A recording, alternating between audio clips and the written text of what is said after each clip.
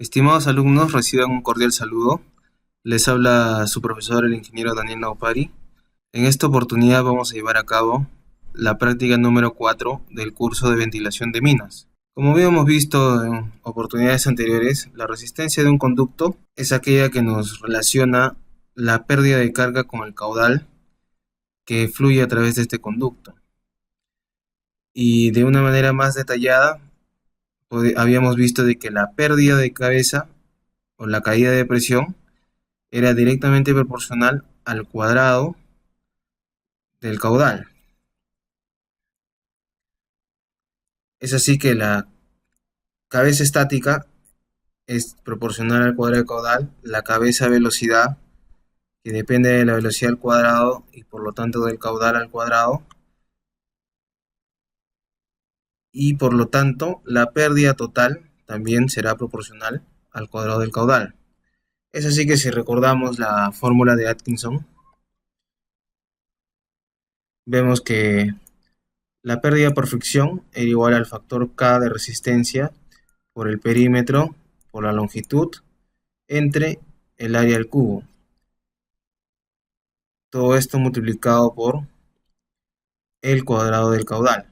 Es así que si separamos el cuadrado del caudal, nos quedaría que la resistencia es igual al factor K de resistencia por el perímetro por la longitud entre el área al cubo. La longitud, a su vez, puede ser correspondida como la longitud más la longitud equivalente, para que así se pueda considerar las caídas por choque debido a elementos puntuales en el conducto de ventilación. Es así que la pérdida de presión o la pérdida de cabeza sería igual a la resistencia del conducto por el caudal al cuadrado. Esto nos lleva, o esto nos va a ser muy útil para lo que son redes de ventilación. Específicamente, las redes de ventilación estarán compuestos por varios conductos unidos de distintas formas, pero estas formas se reducirán en dos tipos, en serie y en paralelo. Es así que los circuitos en serie son definidos como un arreglo de conductos unidos de extremo a extremo, donde fluye la misma cantidad de aire. Debido a ello, el caudal total será igual al caudal en el conducto 1, así como en el conducto 2 y en el conducto 3. Sin embargo, la caída de presión o pérdida de cabeza será igual a la suma de la caída en el conducto 1 más la caída en el conducto 2 más la caída en el conducto 3 y así sucesivamente. Esto significa que la caída total será igual a la resistencia del conducto 1 por el caudal más la resistencia del conducto 2 por el caudal al cuadrado más la resistencia del conducto 3 nuevamente por el caudal al cuadrado. Si operamos esta fórmula, vemos que la resistencia equivalente de un circuito en serie será igual a la suma de resistencias de todos estos conductos. Como vemos aquí en esta gráfica, vemos que el circuito inicia en el punto A, que podría ser una bocamina, ingresa por el conducto 1, se une en un extremo al conducto 2, luego el conducto 2 se une al extremo del conducto 3 y finalmente tenemos la salida del circuito, que sería la comunicación a superficie, ¿no?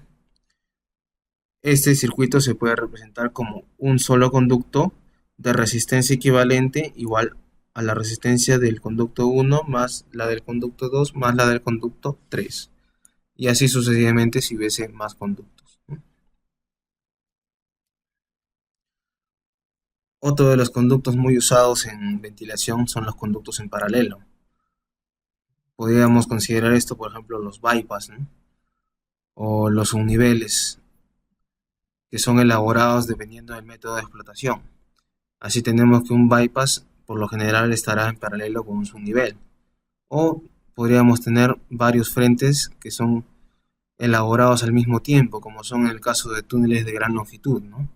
Donde para no tener un solo frente ciego se llevan a cabo dos túneles en paralelo, de tal manera que se va formando un circuito entre ellos, ¿no? ¿Cómo se define un circuito en paralelo, ¿no? Se dice que los conductos se encuentran en paralelo cuando se encuentran unidos en un mismo par de nodos. Y la cantidad de aire total es dividida entre ellos, ¿no? Entonces la cantidad de aire total se divide entre los conductos que conforman el circuito en paralelo. Es por ello que vemos que el caudal total sería igual a la suma de los caudales que circulan a través de cada uno de los conductos.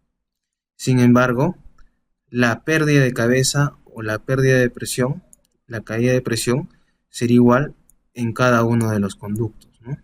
Es así que vemos que de la fórmula de resistencia sabemos que el caudal es igual a R por el caudal al cuadrado. Si despejamos esto, si despejamos el caudal, tendremos que caudal será igual a la raíz cuadrada de la caída de presión entre la raíz cuadrada de la resistencia del conducto. Como todas las caídas son iguales, tendremos que la resistencia equivalente será igual a el cuadrado de la inversa de la suma de inversas de las resistencias de cada conducto. Esto ya es sumamente conocido debido a cursos anteriores como mecánica de fluidos o incluso el tema de circuitos, ¿no? Entonces, vemos aquí en este gráfico que tenemos los dos nodos, el nodo inicial A y el nodo final B. Y los conductos 1, 2 y 3 se encuentran unidos a los mismos nodos, el nodo A y B. Luego tenemos que el caudal total de ingreso, Q, se dividirá entre Q1, Q2 y Q3. Y así cada uno de estos conductos tendrá una resistencia. Resistencia 1, resistencia 2 y resistencia 3, intrínseca debido a sus características geométricas y fluidodinámicas, ¿no? Sin embargo, la caída entre A y B será la misma, ¿no? Será igual para los tres conductos. Entonces, ¿qué es lo que pasa con los circuitos en paralelo? ¿Cómo es que se lleva a cabo esta división del caudal que estábamos mencionando, ¿no? La división del caudal, considerando de que la caída de presión será igual en los tres conductos, será de manera proporcional a la raíz cuadrada de las resistencias de estos conductos, ¿no? Es así que si tenemos que el caudal total que ingresa tiene el valor de Q, la división entre A y B o entre 1 y 2 será igual a Q total por la raíz cuadrada de la resistencia equivalente entre la resistencia del conducto A o B, dependiendo de dónde o de cuál quisiéramos determinar el caudal. Viéndolo desde el punto de vista del diagrama de gradiente de presiones, vemos que la cabeza total y la cabeza estática llega hasta el punto donde se lleva a cabo la división del caudal, donde se analizará en cada uno de ellos la caída de presión total y de presión estática para cada uno de estos conductos. Sin embargo, la caída o la pérdida total será igual para ambos conductos en sus extremos, y luego el circuito o la gradiente de presiones continuará, ¿no? Entonces, ¿qué es lo que sucede con los circuitos en paralelo también, ¿no? Que muy rara vez se obtiene la distribución de aire que es requerida.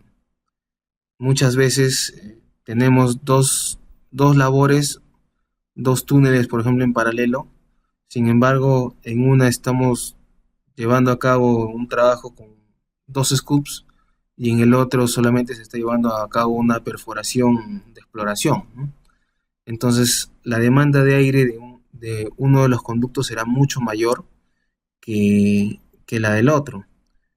Sin embargo, si ambos conductos tienen las mismas características geométricas y la misma resistencia, el caudal se dividirá en partes iguales en ambos conductos, lo cual generaría un problema en el frente de trabajo de mayor requerimiento de aire. Por lo tanto, es necesario llevar a cabo una división controlada del aire, ¿no? Para ello, se hará uso de los llamados reguladores, que no vienen a ser otra cosa más que resistencias por choque, ¿no? Quiere decir que agregaremos resistencias puntuales a cada uno de los conductos para incrementar así su resistencia y generar que el aire se derive hacia el otro conducto, donde tenemos mayor requerimiento de aire, ¿no? Entonces, un regulador es en sí un orificio, ¿no? Un orificio que causa una contracción y una expansión de la corriente de aire. A mayor sección de regulador, menor será la resistencia por choque, y a menor sección del regulador, mayor será la resistencia por choque. Quiere decir, si vemos aquí en el gráfico, ¿no? Esto podría ser, por ejemplo, una puerta, o esto podría ser una manga que ha sido ahorcada, en el caso de un circuito de ventilación auxiliar, y vemos que ingresa el flujo, vemos que ingresa el flujo de ventilación, y aquí se produce una contracción del flujo y luego nuevamente una expansión del mismo, y esto genera una pérdida de energía que hace que se incremente la resistencia al paso del aire, ¿no? Tenemos que el área del regulador sería igual a un factor n por el área del conducto, ¿no? Lo que nosotros queremos es justamente determinar esta área del regulador para así, en función obviamente del caudal que queremos lograr, para así generar un mayor flujo en el circuito o en el conducto en paralelo, ¿no? Este factor n sería igual a la raíz cuadrada de z, que es un factor de contracción, que para reguladores de sección cuadrada es 2.5 y para reguladores de sección circular es 1.5. Asimismo, esto estará dividido entre el factor de choque deseado más 2 veces la raíz cuadrada de este factor de choque más nuevamente el factor de contracción, ¿no? ¿Y a qué nos referimos con factor de choque deseado, ¿no? Como decíamos, si por ahí está, por este conducto está circulando 10.000 CFM y solamente queremos que circulen 5.000, este regulador deberá contar con un factor de choque, con una resistencia adicional que deberá ser calculada. Y con este factor de choque determinado, ingresaremos a esta fórmula para hallar así el área del regulador. Veremos más detalles en la aplicación que se va a realizar, ¿no? En redes de ventilación, otro de los principios muy importantes que debemos considerar son las leyes de Kirchhoff. Como ya sabemos, ya estas leyes de Kirchhoff son sumamente comunes en lo que se refiere a circuitos eléctricos, ¿no? Pero al ser esto una red, también se aplican las leyes de Kirchhoff. Es así que tenemos que la primera ley de Kirchhoff, o conocida también como la ley de la corriente, nos dice que la cantidad de aire que sale de un nodo es igual a la cantidad de aire que ingresa. Es así que si tenemos este nodo de referencia y vemos que los caudales 3 y 4 ingresan hacia el nodo, la suma de estos dos caudales será igual a los caudales 1 y 2 que salen del mismo, ¿no?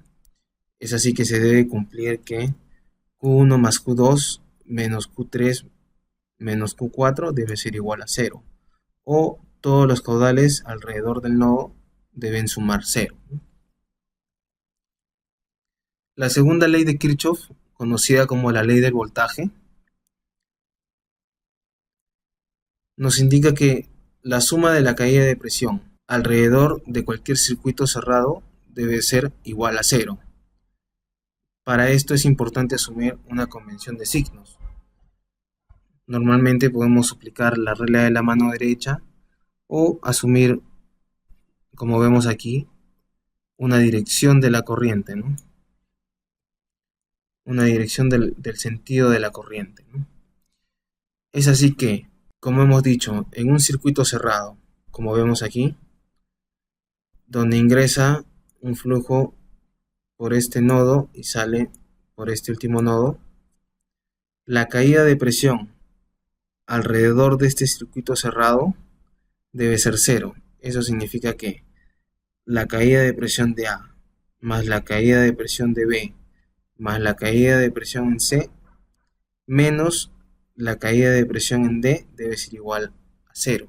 ¿Y por qué menos la caída de presión en D? Porque si vemos la convención de signos, el circuito A o el conducto A tiene una dirección igual a la convención de signos que hemos asumido. El conducto B también tiene la misma dirección. Asimismo, el conducto C tiene la misma dirección considerando la convención de signos. Sin embargo, el conducto D será contrario a la convención de signos que hemos asumido. Por lo tanto, se deberá considerar un valor negativo, de tal manera que la sumatoria de todas estas caídas de presión en este circuito cerrado sean igual a cero. Entonces, podemos considerar que la caída de presión es similar al voltaje y el caudal es similar a la corriente. Y esto nos hace recordar la ley de Ohm, que nos dice que voltaje será igual a resistencia por intensidad.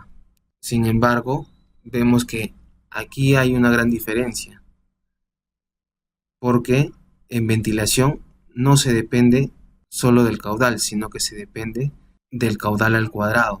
Por lo tanto, hay que tener mayor cuidado con el caudal, ya que tendrá un peso sumamente mayor que el que tiene la corriente en redes eléctricas, ¿no?